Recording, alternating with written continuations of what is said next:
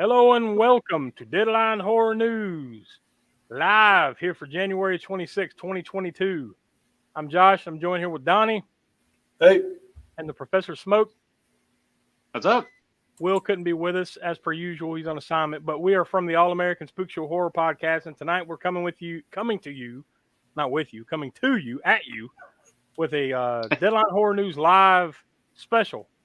We're breaking our usual formats, and we're going to be talking about the 2022 Fangoria Chainsaw Awards nominees. They just released a list of nominees and the ballot for everybody to go vote for. Basically, it's the best movies of 2021, and I think it's like 12 or 13 categories or whatever.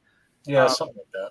Coming up here in just next 5 or 10 minutes or so, we're going to be going through the nominees and talking about those a little bit, and kind of have a question and not Q&A, but like we'll toss it out to you guys that are watching. Which ones did you like? Which ones did you not like? What do you think will win the categories and all that? So we'll be breaking that down here shortly. But before we dive into that, we'll just kind of run through a little bit of what we normally do here on Deadline Horror News. With the headlines and stuff like that. There's not as many, but as you see the ticker going down on the bottom there are a few headlines down there. So. Some of the stuff we would normally talk about will just be scrolling down on the bottom. Yep. Of course, we want you to subscribe to the channel. So, click down below and then click on the bell to be notified when we upload new videos. We don't want you to miss anything. We also want you to go over to patreon.com/AASpookShow and become a supporter of the Spook Show by becoming a patron. Patreon.com/AASpookShow.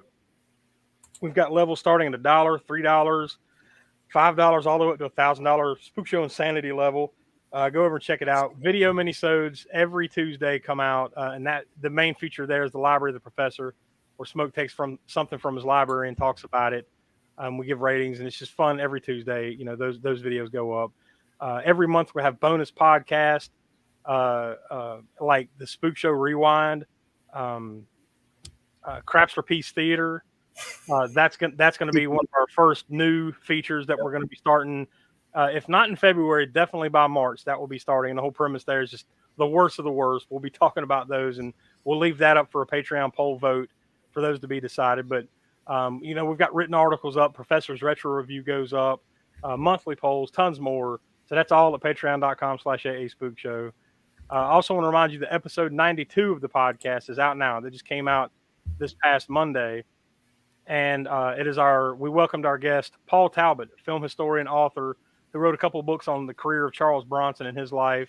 We talked about him about those books with him. And we talked about canon films and everything. So it was a great conversation. You can go check that out. Obviously it's on the podcast feed. That was the normal episode that comes out. It's also it's also here on the YouTube channel. And if you want to see the full uncut interview, become a patron. I think at least the $5 level, and that whole video is up. Mm-hmm. Not only is it a video interview, but you get to hear and see some things in the video that were not included in the podcast, including an interesting little prop from the movie, from the movie 10 to Midnight. What was that prop for exactly? I don't know. Who knows? Who knows? You have to find out. You'll have to tune in to Patreon, join, and find out. Yeah, exactly. And like I said, it's a prop from 10 to Midnight, and that's the movie that we're going to be talking about next week on episode 93. That will be out next Monday, January 31st at 6 p.m. East, 10 to Midnight from 1983. So we also asked Paul about his thoughts on the movie and everything, so you'll get to hear those on that episode and hear all of our star ratings, including Paul's as well.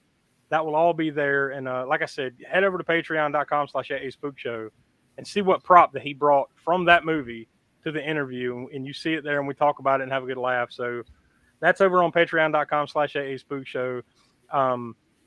Before we get into it here, we've got a couple of polls here that are active until the end of the month. So that'll go January 31st at midnight, basically. The first one is over on Patreon. If you become a patron all the way down to the $1 level, you can vote on this poll. And it's for what we're going to be watching on episode 95 on Valentine's Day, February 14th. And you see your three choices there. You got Valentine, Pontypool, and My Bloody Valentine. I would imagine that there is a leader in the clubhouse, but I'm not going to say which one it is. I want to sway the votes. Yeah. We're not going to sway it one way or another. But that's up. And then the other poll, which you can vote on any of our social networks and on Patreon, you see there, that also ends at the end of the month. And this is for our new series that we're going to be starting next month, right there with episode 96, called Cult Corner. Now, the premise here is that we're going to be watching cult favorite movies, cult classics, but they are non-horror related. So that's the twist with the Cult Corner series. Your four choices, good Lord, I'm getting my tongue twisted. 4 choices that you see on the screen there are The Warriors from 1979, Bloodsport, Assault on Precinct 13 from 1976. That's the original John Carpenter classic. Yep. And then from 1998, Fear and Loathing in Las Vegas. So an eclectic mix of movies there, but all cult movies in their own ways, by definition, pretty much. So those are your 4 choices. You can go over all of our social networks, Twitter, all that. You can just comment and you can vote as much as you want, and as often as you like. And of course, like I said, it's over on Patreon as well. You can vote there. You don't even have to become a patron to go to Patreon for this poll. So it's a free vote. Yeah, exactly. So just go check that out. Cast your vote and see what you want us to watch coming up on episode 96 for the first episode of the Cult Corner series. So as far as deadlines and horror news, Donnie, I know we're not going over the deep headlines, but did we have anything in particular that we wanted to mention here? Did want to mention the passing of Meatloaf. This actually occurred. We actually used to do our shows on Thursdays, but we started doing them live on Wednesdays. And unfortunately, Meatloaf passed away on the 20th, which was a Thursday. So certainly a big loss for for his fans and the rest of us. Yeah, he would be known, I would say, in the horror circles obviously for his music. Everybody knew the Meatloaf hits of the late 70s and early 80s, and probably his biggest album was Bat Out of Hell. Almost that entire album had hits on it. Yep. But as far as in the horror community, he was what was the name of his character in Rocky Horror Picture Show? Smoke. I'm blanking on what the name of the character was. Eddie. Yeah, that sounds right. Yeah, I think you're right. Yeah. Sure. But yeah, it's a small role in the movie, but you can see the picture there. And he had roles in a couple of other things, a handful of other cult movies and stuff like that. And also he was in Fight Club, in 98, 99, something like that. Whenever that came. 99, I think. Yeah. But yeah, he'll be sorely missed. That one was kind of unexpected, I believe, right? I don't remember hearing anything about him being sick or anything like that. But he was up there in age. So anytime you get in your 70s, man, it didn't take much, I guess. So anything can happen. I think I might. I don't want to speculate, but I think I'd heard it might have been COVID related. So. Yeah, I heard that as well. Hate to speculate, but Cash 5000 points out before we move on to the next one there that Meatloaf was best known for the horror classic To Catch a Yeti. Jesus. Leave it up to Cash. Nice. The only other one is probably just within proximity of each other is just kind of I don't want to say it. It's not really. Sometimes they come in threes. This next one was Louis Anderson. He was doesn't really have any connection to horror per se, but he may have been tied to some cult movies in the 80s and and he was a comic legend too. Not directly tied to what we normally talk about, but it's worth mentioning. Because the guy had a great career, and I believe I saw that he passed away from a battle with blood cancer or something like that. Cancer. It was actually that's terrible. But growing up when we all did, I'm sure this was a guy that was in a lot of movies and a lot of TV shows. And remember that cartoon that came on for a while, Life with Louie, stuff like that. Unfortunately, I do. Yeah. Unfortunately, I do. Yeah. But these are all things that are, things we remember from growing up. That's true. Thing. So and sometimes that's exactly what the show is about. Is stuff that we grew up with. Sometimes, Yeah, you're right. Yeah. The only other kind of, I want to say, I guess icon remembering is Mary Shelley. So she actually passed away. I guess it was February 1st, which will be next Tuesday. In 1851. Yeah, which a couple years ago. Yeah, Yeah, that'll be next Tuesday. It'll be the anniversary of her death. But that, what can you say? I mean, like she wrote the original Frankenstein, and an entire genre was conceived and hatched out of her small little random story from sometime in the early 1800s, right, Smoke? Yeah. Frankenstein is bona fide classic. Yeah. Got a few copies of it myself, including a nice illustrated version. So that the only other things I will mention real fast, we didn't make up any fancy graphics that we normally have, but there is one there is one convention going on this weekend. It's the Cowtown Horror Fest in Hurst, Texas. I think that's right outside Dallas, or maybe the Fort Worth area. So that general area in the Dallas area. Information at cowtowncomiccon.com, because I think it's actually like a horror fest and a Comic-Con going on at the same time. That's this weekend, January 29th and 30th. So that's Saturday and Sunday. Guests include Paul T. Taylor. He was the other guy that played Pinhead. Laura Park Lincoln, Thomas Matthews, a handful of others, a lot of artists and stuff there too, and comic related. So if you're in the Dallas area, you can go check out Cowtown Horror Fest. I'm not going to go through the top 10 of the box office, but I'll briefly say the top 5 this past week. Number 5, The King's Man. Number 4, Redeeming Love. That was the debut this weekend. Number 3, Sing 2. Number 2, down from number 1, Scream. It made $12.2 million in its second week, and Spider-Man: No Way Home took back the top spot at the box office with a little over $14 million. So that's the quick look at the box office. So Spider-Man reigned supreme yet again. Screen busted it up for 1 week and then right back to the way it was. Two new releases this week on Friday, both of them on video on demand. A movie called In the Forest and another one called The Requiem. I believe it's The Requiem is it's like it's a shark movie. Yeah. I'm blanking on who the star was. Blanking on who's starring in it. Oh my God, it's the chick from Clue. Actress Alicia Silverstone. I think it's Alicia Silverstone. I think it's her. Yeah. But both of those films come out this Friday, the 28th, on video on demand, and then next Tuesday, 3 new DVD Blu-ray releases.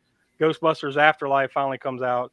Superhost and the remake of Slumber Party Massacre all come out on DVD and Blu-ray next Tuesday. That's February 1st. So, all right, that's the quick overview of what's going on. We didn't go in deep like we normally do, but we're here to talk about the Fangoria Chainsaw Awards. Now, Smoke, before we get into this year's edition of the Fangoria Chainsaw Awards, we'll let you take us down memory lane to something you did many moons ago. Oh, yeah. Actually, the very first convention I ever went to, and this was in 1992. It was a big deal because I was in high school as a senior, and it was in LA at the Hyatt LAX, and 1992 Fangoria Weekend of Horrors, and it was the first annual Chainsaw Awards was actually going on that year. And I had this little flyer from it here. So, the Weekend of Horrors, May 15th or May 16th and 17th, and the Chainsaw Awards. It was on Saturday. So it was on the 16th, and it was hosted by Bruce Campbell. And then you had some other celebrity presenters were like Sam Raimi, Kane Hodder, Samuel Arkoff, Stuart Gordon, Steve Johnson, Linnea Quigley, John Russo, and Danielle Harris, among a few others. But that was awesome. As Bruce Campbell hosted it. I mean, perfect host. I mean, this is like Army of Darkness hadn't even come out yet. I think him and Sam Raimi were there, to promote Army of Darkness. So just to give a little context to when that was, how far back that was. Yeah, I pulled it up just so we can run through some of the winners there that weekend. That was for that honored the best horror films of 1991. Since that took place in May 16th, 1992 at the Hilton Los Angeles Airport in LA. Best studio / big budget film went to The Silence of the Lambs. Best independent low budget film, Bride of Reanimator. Best actor, Anthony Hopkins in The Silence of the Lambs. Best actress, Jodie Foster, Silence of the Lambs. Best supporting actor, Brad Dourif for Body Parts. Best supporting actress was Christina Ricci for The Addams Family, the original. Best screenplay, Silence of the Lambs. That was Ted Talley. Best soundtrack, Terminator 2, Judgment Day. Best makeup effects, Terminator 2 Judgment Day, Stan Winston. And then worst film, which this isn't even a category anymore. Worst film. There's not even, by the way, before I say it, there's not even any other nominees. It's just, here's the word. Freddy's Dead, The Final Nightmare. Oh. So, that's. I was like, whatever this is, we've got to get to it on. Yeah. Oh well, we haven't done any Nightmare on Elm Street movies yet, but we'll get there eventually. Yeah. No. We will, but yeah, that's interesting. Imagine it'd be pretty fun, pretty awkward if you're sitting at the Chainsaw Awards and you're like, and then your movie comes up as like the worst, and here's the worst, and we got so and so here from Freddy's Dead, to present it, yeah, to accept the worst award. So yeah, I don't know. I guess they did away with that category after a while. Also, it looks like there were 2 Fangoria Hall of Fame award winners that year, and it was Jeffrey Combs and Lance Henriksen. Nice. So yeah, that would have been a cool thing to be at for sure. Yeah. So that's an awesome thing you got to do. But we will fast forward to what 30 years later. 30 years later. Good Lord. Yeah. It's messed up to say that 1992 was 30 years ago, but we're aging ourselves. But now we're going to talk about the 2022 Fangoria Chainsaw Awards, and I guess Donnie, go ahead and throw up the first thing there. So you see the best wide release movie. Your 5 choices. I'm going to full screen this so they can kind of see the. Your 5 choices there for best wide release movie this year are Malignant, Candyman, Last Night in Soho, The Night House, and A Quiet Place Part 2. So Smoke, I guess I'll throw it to you. How many of these have you seen, and which one do you think might win it? Well, see, I've seen Malignant, Last Night in Soho, and that's the only 2 I've seen out of that category right now. You didn't see the new Candyman? No, I haven't seen the new Candyman yet. No. Wait, what's the other one? Okay, no, I have seen Night House. And then the one at the end. What was the last one? The fourth one? Quiet Place Part 2. Yeah. Okay. So yeah, I've seen all but Candyman in that category. I wasn't making out the last poster there from my vantage point of what I'm looking at. So, but I don't know. For me personally, of the ones I've seen in that category, that's kind of a hard one between Malignant and Last Night in Soho for me. And now, although I like it, Night House, I wasn't too taken with. I thought it started good, but it didn't turn out the way I was hoping it would near the end. So definitely not my favorite in that category. Quiet Place 2 was good. I liked it, but I think it would be between Malignant and Last Night in Soho for me. But like I said, I haven't seen Candyman. So, I'm gonna predict though. I'm gonna predict that Malignant's gonna sweep this category. that might be a bold prediction, but I'm gonna go for that one. I think. I've actually seen all 5 of these. Yeah. And, I'll just look at it like the way I usually look at these type of things is like, would I watch it again? And out of like anytime soon, right? And out of all those myself, I'd probably watch Malignant again before I'd watch any of the other ones. And they're all good, and they're all good in their own ways. To be honest with you, I mean, like for different reasons. Yeah. Like Last Night in Soho was a pretty movie, man. Like it just looks awesome. Yeah. The story, the cinematography and everything was great. I think my biggest beef with it was, it was a bit long. Because it knocks on 2 hours in total runtime on that movie. It's just a tad too long. But The Night House was really good. But I kind of agree with you, Smoke. Like, you get towards the end, and it's kind of like, Yeah. I was there with it for most of the movie, for a good half of the movie, maybe, and then the way it developed towards the end, I'm like, Yeah. But there was a couple of unexpected twists in it, but yeah. And Candyman was a nice different take on that story, because it's kind of like, I wouldn't even necessarily, I guess you could kind of say it's somewhat of a reboot. It's not a remake, but it also is kind of a sequel too, without giving too many things away. So it's kind of half, 1 foot in, 1 foot out. But yeah. I've only seen Malignant and Quiet Place Part 2. So I haven't seen, enough to warrant any sort of. I like Quiet Place Part 2, but like it just felt like a continuation of the first one. You know what you're getting. Yeah, and there's nothing wrong with that. That's fine. But the way they told it and everything, it was just literally like pretty much as soon as the first movie ends, basically, this one picks up, from there, and that's fine and all. But as it stands on its own, it's not necessarily going to stand on its own. Is my point. Well, it's connected to the first one, so we have a vote there on the chat. There, we've got Tiana coming in with Malignant. Yeah, I believe that was that vote was cast before the nominees were selected, right? Right, yeah. might be a little biased. Yeah, a little bit. Hey, whatever. That's the way. Yeah. All right, let's move on to the next nominee here. Set of nominees. We've got Best Limited Release Movie. Yeah, let me full screen this as well. We've got Come True, Hurt, In the Earth, PG Psycho Gorman, and Werewolves Within. Yeah. I can only comment on Come True. That's the only one of these I've seen. I would only be able to comment on Psycho Gorman. Loved it. I loved it. Smokey, do you recall seeing any of these? I think you said you saw In the Earth. Yeah, I was going to say the only one I could comment on would be In the Earth because that's the only one of those I've seen. So between us, we've got 3 of the 5, and that's it. Yeah, that's actually not too bad. No, I guess Well, I mean, was it? We had all 5 represented on the wide release, limited release. Yeah. 3, I guess. Hopefully, it gets. Now, my intent is to, by the time they actually have these awards, give these awards out, which I believe it's sometime in April.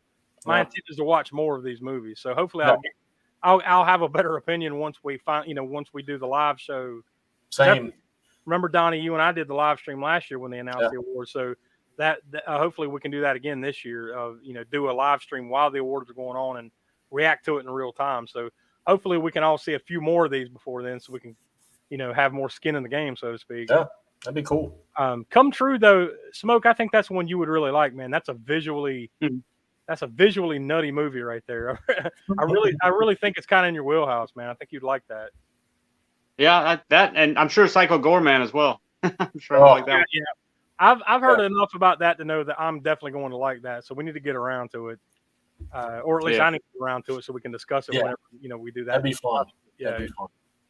In the Earth is good too. In the Earth is a more. I mean, I haven't seen any of the other ones, so I can't really comment on them. But I would say that I would guess that In the Earth is probably the more artsy, if you want to call it that way, of those films. I think it was an A24 film, I believe, distributed that one.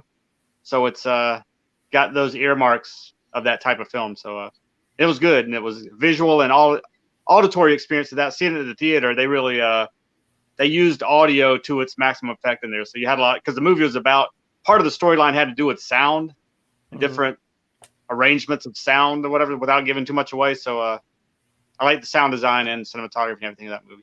It just might be a little bit different than the other ones in that category, because I think it's probably more of the that artistic type film. That is one thing I should have pointed out in the last category about Quiet Place Part 2, the sound design on that. I mean, that's a big part of that movie, the sound design and everything. Yeah. That one, those 2 movies, you can kind of count them together. They definitely nail that. What's the next category we got there, Donnie? Let's see what we got here. We got, all right, best first feature. Go ahead and make it full screen and go ahead and read them off. My bad. There we go. So you've got Censor. My Heart Can't Beat Unless You Tell It To. You've got Saint Maud, The Stylist, and The Vigil. Josh, how many of these have you seen? I've seen 3 of these. Oh yeah, I've seen The Vigil, The Stylist, and Saint Maud, but I haven't seen the first 2 there. Smoke, what about you? You recall? I've actually not seen. Well, I started on Saint Maud, but I didn't get to finish it yet. Not because I didn't like it, but I need to get back to it. It's when you had too much. Censor. You had too much. I think you probably had too much mead that night. That's possible. That's more than possible. Censor. I know I want to see for sure. I know that one. I know what that one's about, and I know it has to do with sort of a the video nasty kind of thing, right? Mm. Yeah, I think that was the main synopsis of that one. Yeah, it's got something to do with the video nasties. And, yeah, I mean, all of those. I've seen the Stylist and the Vigil. So yeah, the Vigil, like it's somewhat predictable in a way, yeah, but it's creepy as hell. Though. I mean, it's as far as like the mood of it and everything, it's creepy. Yeah, I don't know. I thought the Stylist was all right. Yeah, like as far as these, look, the three that I saw, I guess it'd probably be between Saint Maud and the Stylist. I'll say that I'm more likely to see the Stylist again than I would Saint Maud, but Saint Maud was really well done. And one thing, once again, we'll point out, because this is the category, this is best first feature. That's true. These are the first feature-length films these people have directed. I mean, that's impressive. Yeah, at least for the three that I saw, they're all great movies in their own way. And for that to be the first, their debut films, very impressive. And I believe Rose Glass had done, which, we'll bring her name up here shortly. She's nominated a couple times. She also directed and wrote that movie. So that is very impressive for your first. Yeah, definitely. Shit. I remember the very first movie I worked on was A Pile of Shit. That's what it was called. It was called A Pile of Shit. It's called A Pile of Shit. Oh God, this movie sucked, man. Anyway, yeah. I thought we were gonna burn down this is entirely unrelated, and then we'll get back to it. But I thought we were gonna burn down the entire North Carolina mountains. Now this is a movie you worked on? Yeah. Does this mean your name is on the credits? So if I go and find this movie, oh God, no. And then see, I dipped out. It was it me and three other people. It was like, this is not safe. Let's get out. Yeah, it was like the only thing that we had to put out this fire, if there was a fire, was a bucket of water and a little spritzer, because we were in the middle of a mountain and there was no running water, and they had torches soaked in lamp oil, and it hadn't rained in 3 months. And it was honestly a recipe for disaster. And that's how the month-long Pilot Mountain fire started. Awful. Anyway. Back to the Chainsaw Awards. Tiana just commented, my heart can't beat unless you tell it to was really good, and so was Saint Maud. This is a tough category. Yeah, I agree. I mean, even just from the three that I saw there, this is tough. And I do want to see Censor and that long-ass Giallo type title there. That's a mouthful. If nothing. That's what it just should have been called. This is a mouthful.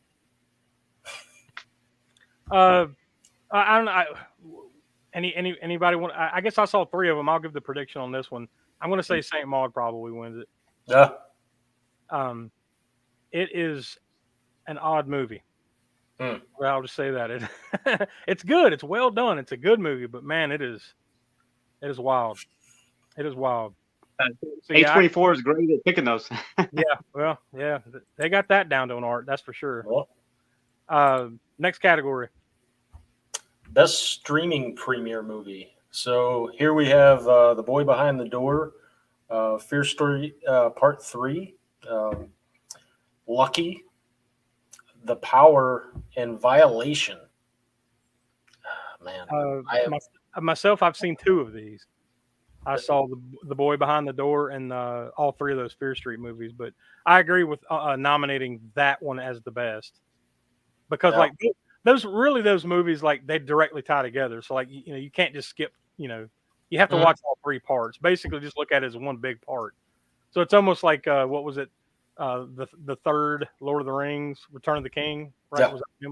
That was the one that raked up all the Oscars because like it was kind of the culmination of the tale. So I think it's kind of like that. If I had to pick between those two, I guess The Boy Behind the Door, is probably a better movie. But I really enjoyed those Fear Street movies. Did either of you guys watch those? I did not watch a damn bit of these. I really think. I mean, I know it's Fear Street, R.L. Stine, and I know it's Netflix, dude. But I'm telling you, like, that is some. They up the gore, man. Like high gore factor. They didn't shy away from it. It's really well done for kind of for what they are. I was really kind of unexpected. I had somewhat of a low bar, and I was like, wow, this is actually pretty good. I would recommend it. Have either of you guys seen any of those that you recall? I have not. I have not. I'm behind. Yeah, same with Smoke. No, I wouldn't say I steer clear of any of these. I didn't watch any of them. And ironically, these are the easiest ones to watch because they're all on like Netflix. Shudder. No excuse. Go figure, huh? Now, I think pretty much every one of these are on Shudder except for that Fear Street. That's Netflix. I think all the rest are on Shudder. We'll predict The Boy Behind the Door. Like we'll stick with that for now. Right. Maybe once we finally get to watch a little bit more of these before the awards, when we're doing live stream, we'll give out some like proper predictions. Yeah. Now, what do we got next? Best foreign language movie. We have, I think that's Detention, The Feast, Smoke's Favorite Lamb, The Queen of Black Magic, and Titan. I guess that's how you say it. We'll go with it. Oh. I've only seen Lamb. Smoke? Me as well. Yes, Lamb for me as well. Although some of these other ones I do want to get around to seeing. Yeah, I've heard some good stuff about we'll say Titan.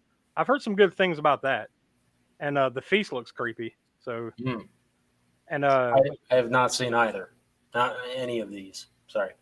And Detention, correct me if I'm wrong, I can't remember whether it's Korean or Japanese, but yeah, I'm sure I think there's it's Japanese. Yeah, I'm sure there's some fuckery afoot on that. So that that might be interesting to check out. But yeah. As far as the prediction, I have no idea. I haven't seen any. I'm gonna go, even though this is the only one I've seen, I'm still gonna say Lamb. Me too. Yeah. I mean, it's so. I don't even know how you would explain it. Really, it's an A24 film once again. All I've said about this movie since I watched it was like, I'm gonna rue the day we have to explain this movie when we do it on the podcast.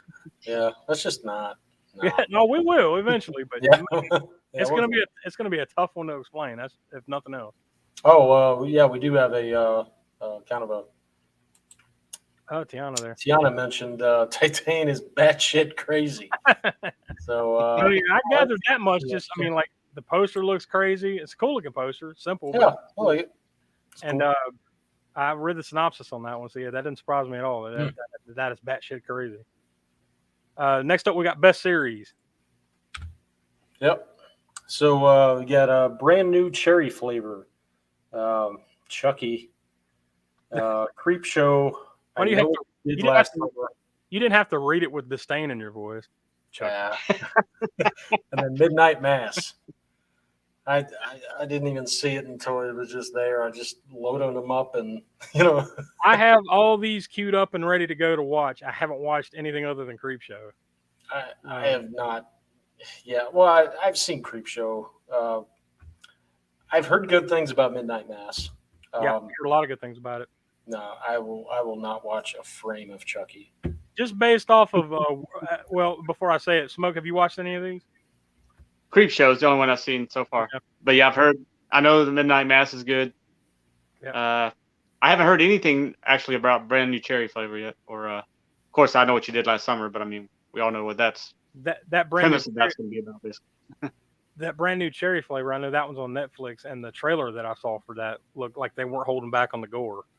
Like even that poster there, I mean, she got like a freaking eyeball in her mouth or something. But yeah, I think it's I think that one's pretty gory, if nothing else. But I've heard good things about Chucky, and I've heard really good things about Midnight Mass. So just based on the word on the street, I'm gonna say Midnight Mass probably wins it. But hey, you never know.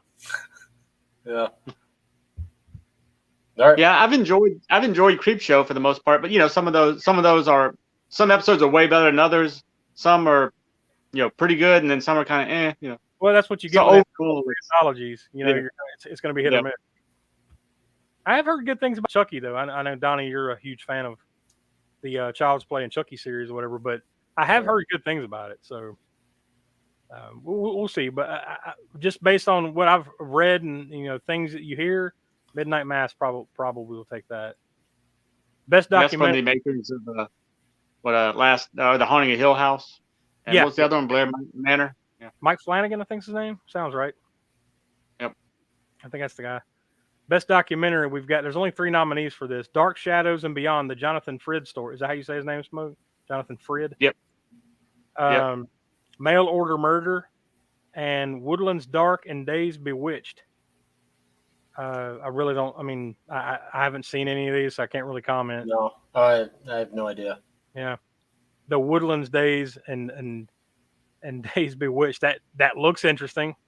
Smoke. This looks like something just based on the poster, because it says a history of folk horror. So like this has you written all over it. Yeah. I watched most of it, and I would say it's good for putting together a list of folk horror movies you want to watch. Well, So I mean, because it's long, it's like I think it's close to 3 hours long, if not 3 hours. Yeah, you have to be invested in time to get into. What's that? I can't. No, I said you're the only person watching that. I don't know. It's like, yeah, 3 hours is just a long time. Because for me, that one was the best as part. I mean, it was, like I said, I like the fact of it putting all these movies together. Some I'd never heard of either. Going back to the 60s, there may have even been some 50s listed in there.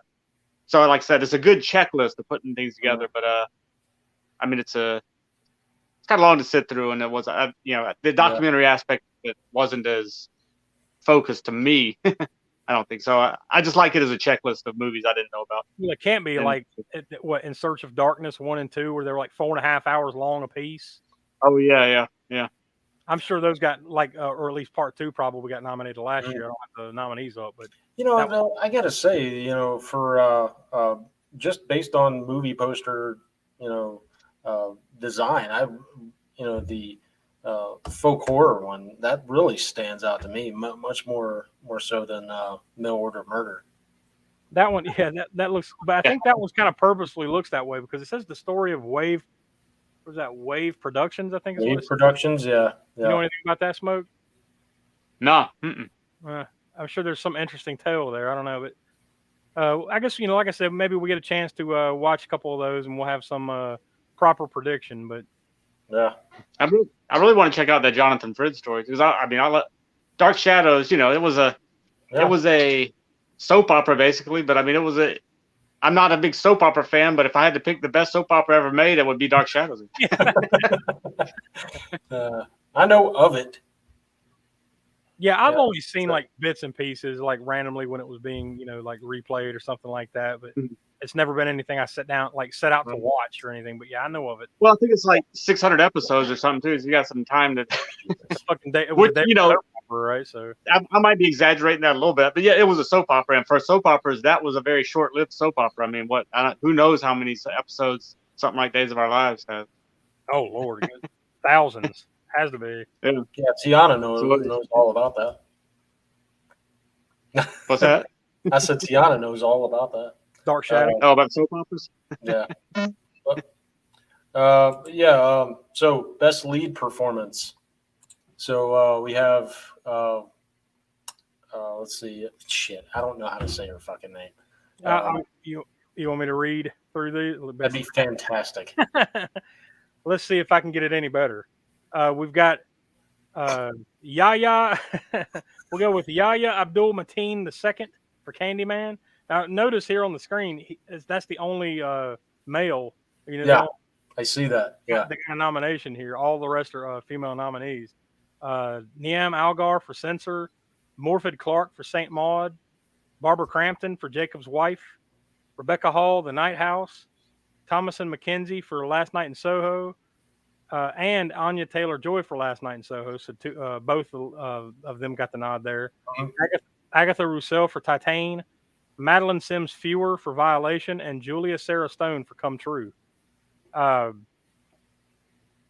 I've seen a number of these.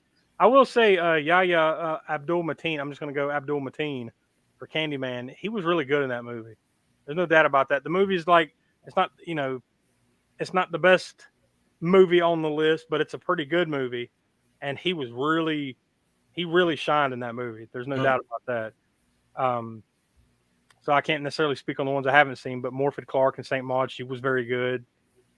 She definitely played crazy well. I'll give her that.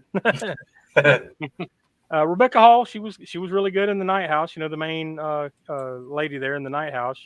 She did a great job too.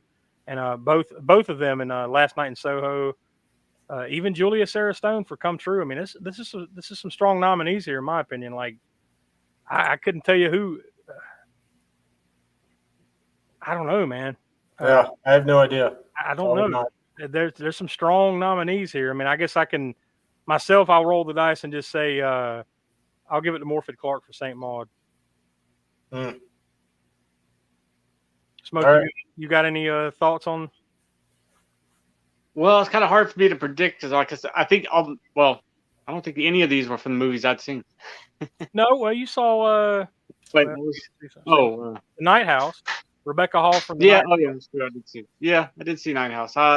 And both of them. From she did a great job. Which one was from? Okay. So Thomasin McKenzie and Anya Taylor-Joy from Last Night in Soho. Yeah, that's two that I would have seen from. But I don't, and they were great. Yeah. But I don't know. From what I'm hearing of how good, I mean, I think I might go with your prediction, even though I haven't seen it yet. But for Saint Maud. Yeah, and to be fair, once again, I haven't seen all of these, so I'm sure there's some in there that will stand out once we finally get a chance to see them. But that's a strong list of lead performances there. There's no doubt about that. And also, obviously, they don't split up, best actor, best actress anymore. It's all one lead category. So that leads us to best supporting performance. We have.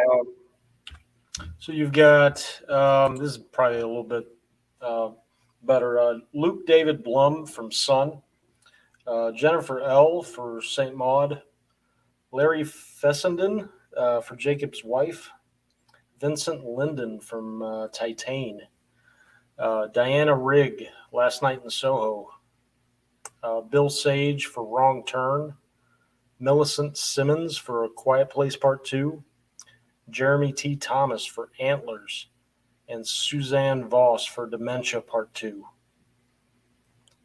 The only ones I saw there were A Quiet Place Part 2, so that's Millicent Simmons. Bill Sage and Wrong Turn. Now that was pretty damn tight. Did either of you guys see that kind of reboot of Wrong Turn? I did not. He did a good job. Smoke, I think you would like that more than you would on the think on the surface. That one was a lot better than the old Hillbilly Cannibals versions of Wrong Turn. No. This is a different take on that, man. It's actually really well done, and I think it's the same guy too. Like the guy that did the original Wrong Turn came back. Oh, the director. Yeah, just came back and just changed the whole story basically. Bill Sage was really good in that, man. He's kind of like the leader of the the folk that live in the mountains there, and I don't want to give too much away. Diana Rigg and Last Night in Soho. You have to kind of see the whole movie to kind of appreciate that performance. Jennifer L. Saint Maud, she's not as strong as the lead there. And Luke David Blum and Son. Now he's the kid that plays the son. I've seen enough here, though. I guess I will predict. Oh man, it's tough. You saw Antlers, didn't you, Smoke? Yeah, I think you did. Yeah, I saw Antlers. Yeah, I remember you. I saw Antlers, but I mean, I don't know that it would be. I mean, it was decent and well enough, but I don't know if it would be, best. That he would win best supporting actor necessarily. Yeah. By the way, Antlers. That's the only category Antlers has been in, right, so far. To this point, I think that was the only one. Also, though, I'd say I don't know much about Jacob's Wife, but from the two actors that are in it, in other words, the lead I think was Barbara Crampton, classic, animator and From Beyond and whatnot. Yeah, and Larry Fessenden too is also an old school. So that just those two. I don't know much about the movie. That makes me want to see it. Yeah. Yeah, I've heard good things about it. Once again, it's one I just haven't got around to. I don't know. This was a tough one to call because I've seen enough to kind of have a crack at it because I've seen 1, 2, 3, 4, 5 of these, but I don't know if any of them stood out as like, oh yeah, that's the one right there out of the ones I saw. So I don't know. Millicent Simmons, she was really good in A Quiet Place Part 2. So I'll go with her, but that's more of like, her work in Quiet Place and Part 2, kind of thing. So I'll go with her for now until I can see a few more of these. Yeah. I'd have to go with her for now too, because that's, again, that's only 3 movies I've seen on here, I think. Yeah. That kid, Luke David Blum and Son, he really did do a pretty good job in that movie too. Can't knock him. All right. Best director. I'm sorry. This goes to best screenplay. I don't think, did we have a best director slide? Sometimes this happens, guys. I thought we did, but maybe let me see if I've got them mixed up here. Well, while you're looking, let me look. I'll go ahead and go through best screenplay. Breast screenplay. I'll go through best screenplay while you're looking for that. Prano, Bailey Bond, and Anthony Fletcher for Censor. John Su, Fu Kang Lin, I'm probably butchering this name, Fu K Ling, and Chien Shi King for Detention. Ben Collins and Luke Piotrowski for The Night House. Rose Glass for St. Maud, and Madeline Sims Fewer and Dusty Mancinelli for Violation. I've seen St. Maud and The Night House from these movies. Once again, I might have to go St. Maud here. Yeah, I haven't even seen St. Maud, but I think I would agree with you too. Not dissing any of the other movies on here, but I mean, it's just, I think it's a strong movie. Yeah, it is. is. As A24 films generally tend to be. It's odd, but it is a strong movie. No doubt about that. I mean, it's a well-made movie. But it's also one of those kind of movies, maybe not quite as crazy as, like, say, Mother was a handful of years back, but it also is one of those kind of movies that's weird and somewhat off-putting, and like not everybody's going to be down for that kind of movie, So True.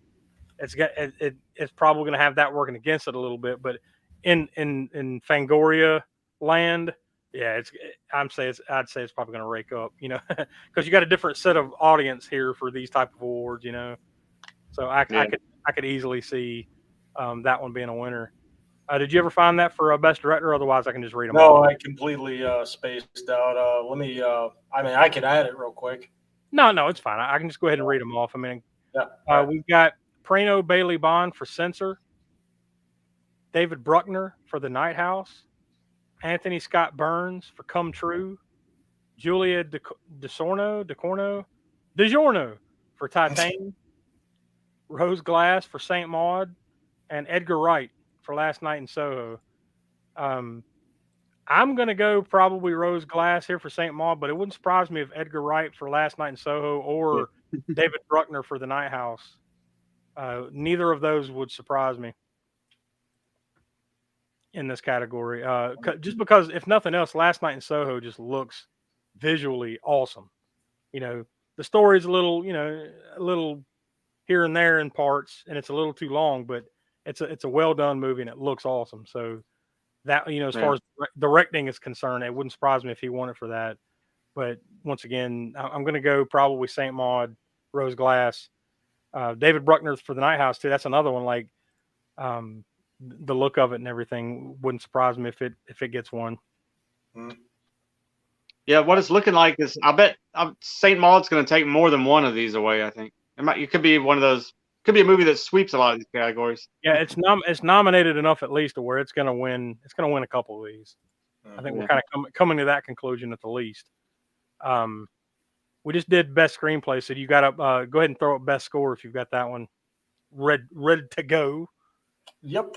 So there you see it. We've got John Carpenter, Cody Carpenter, and Daniel Davies for Halloween Kills, Electric Youth, Pilot Priest for Come True, Ben Lovett, The Night House, Clint Mansell, In the Earth, and Tom Schrader, C.J. Johnson for Hurt.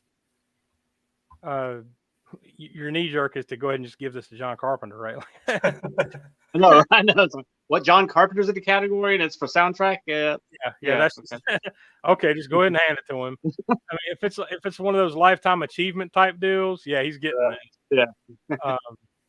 Yeah. That's kind of where that's my prediction. I mean, I guess any of these wouldn't surprise me. I mean, like, I saw The Night House and Come True, and especially Come True. Now, I do recall that one having a pretty good soundtrack. It's like all the way through, like, synth kind of techno type of stuff going on in that one. But yeah, I'm gonna go Halloween Kills.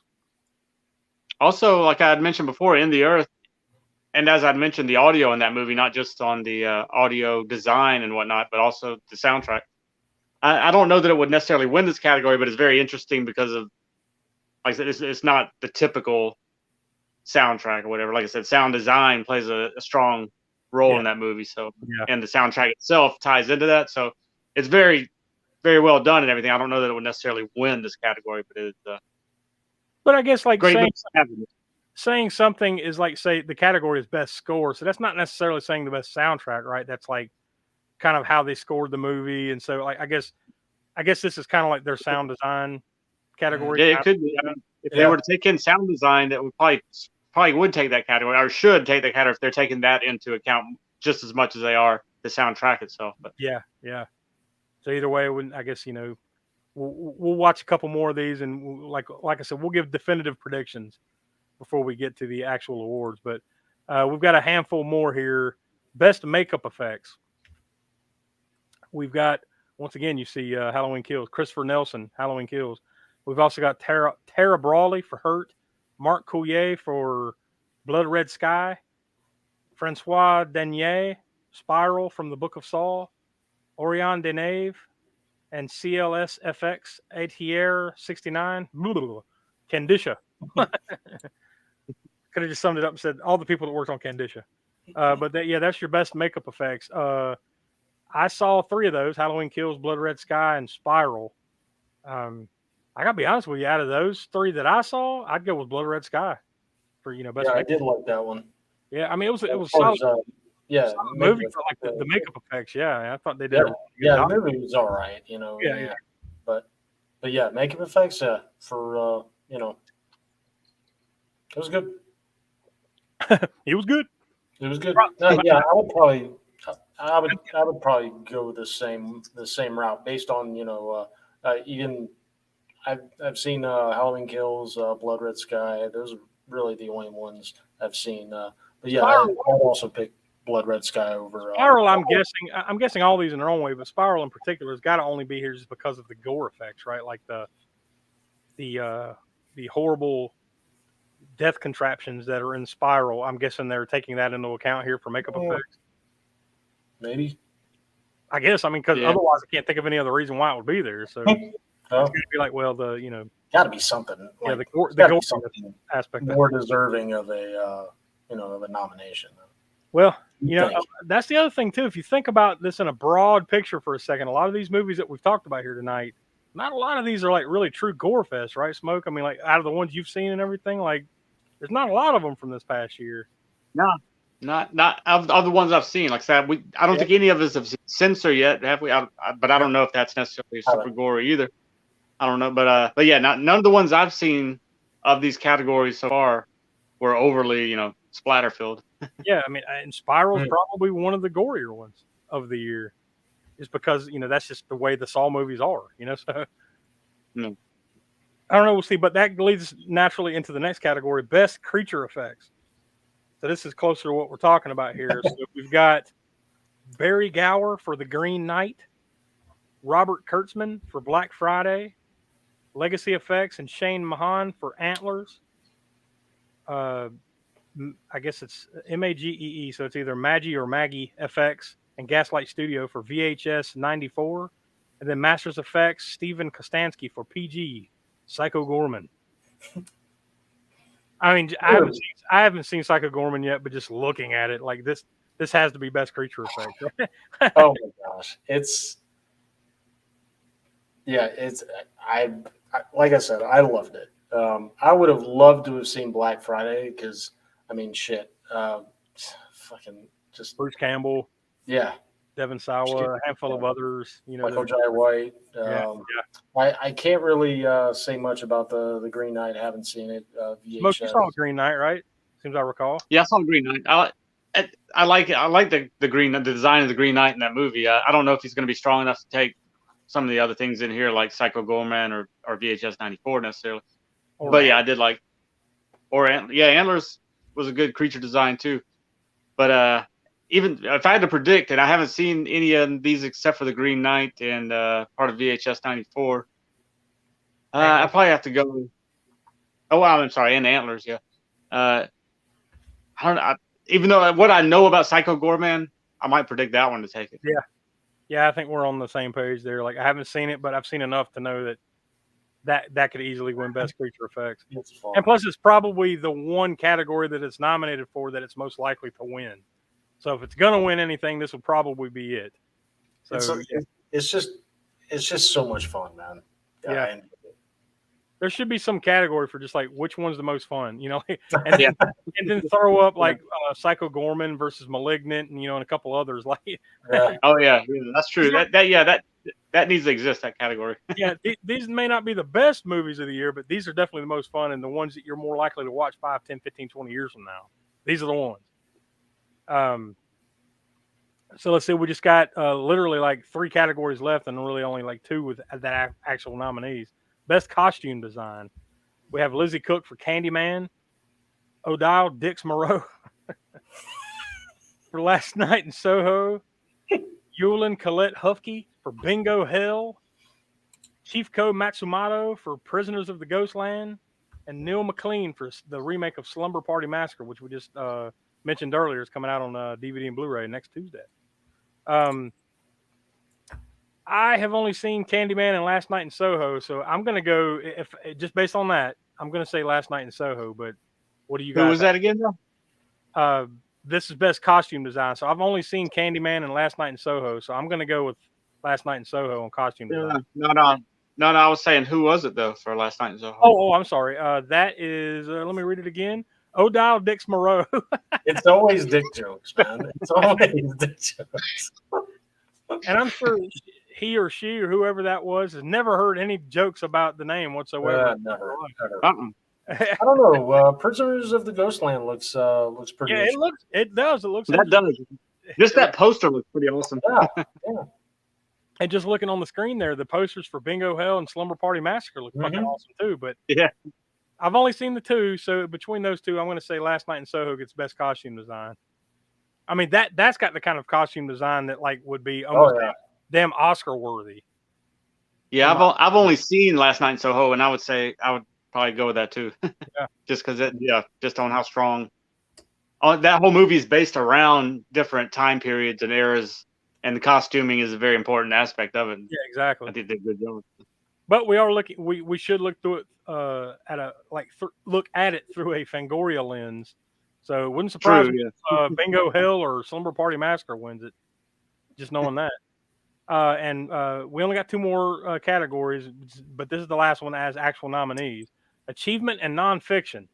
So the nominees are The Last Drive-In with Joe Bob Briggs, Elvira's 40th anniversary, very scary, very special, and the Boulet Brothers Dragula. I think you got to go with Joe Bob, right? Yeah.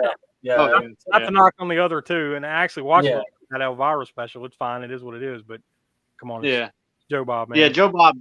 Yeah, he's knocking it out of the park still with this. I mean, he's been doing it for how many years now? I mean, Elvira's been doing it for a long time too, but I think Joe Bob is just he's still just as hilarious as he was in the early days, and just as informative as he was, and he's picking some good movies. So.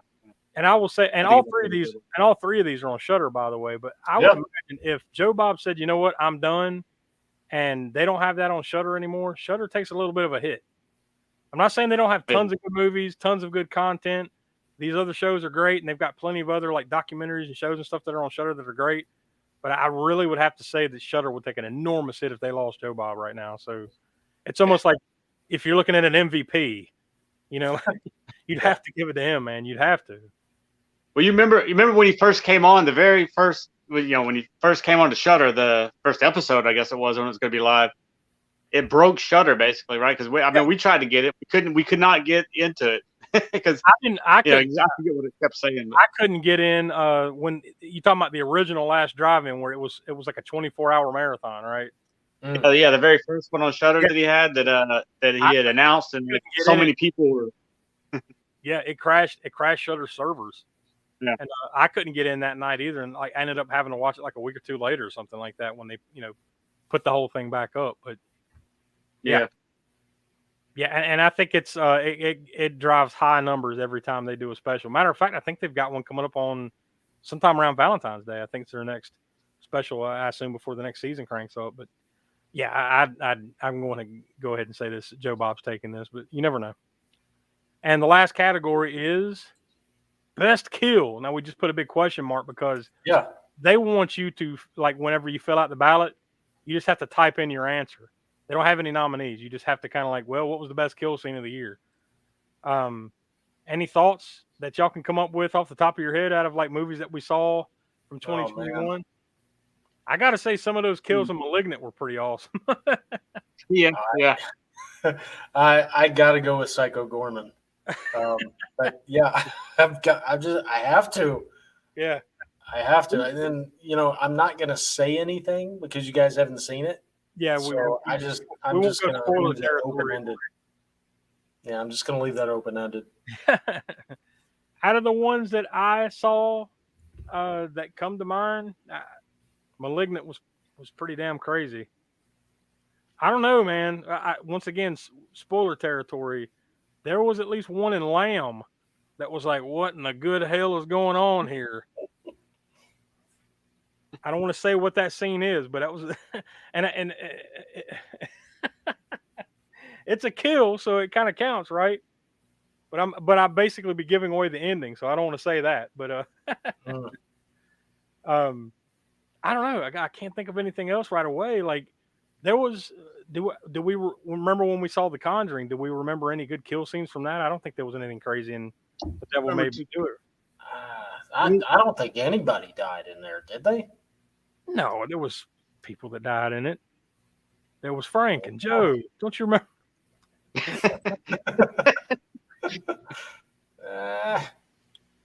I'm sure there was some. Nothing's coming to mind. And then what was the other one we watched this year? Well, I don't know, man. There was some Halloween Kills. I was about to say Halloween Kills. There was good ones in Halloween Kills with the whole fireman scene at the beginning. That was awesome. Yeah, there was a couple really fucking good kills. There was some firemen's or some unions, first responders union tried to get that banned or get that scene cut out from the movie. It's brutal. Yeah, it is indeed. It's almost like that scene in not to give too many spoilers away, but in Rogue One, the Star Wars story, Rogue One, where Darth Vader shows up. It's almost like that, except Michael Myers and firemen. Like, whoa, this 5 minutes of chaos. And then of course there was, I guess the biggest kill scene would be just the entire movie Caveat for killing an hour and a half of our lives. No. No, I'm pretty sure nobody died. Well, no, that's not true. No. Wait for Caveat, but yeah, that wasn't necessarily. There was no kill scenes in that one. That was just like creepy ghoul peeking around the corner type stuff. But yeah, so there you go. I mean, like we just named off a few there, just off the top of our heads, and I'm sure there's some really good ones that we're blanking on, and some movies that we didn't see. So, I guess that pretty much wraps it up. And now, like, we can put I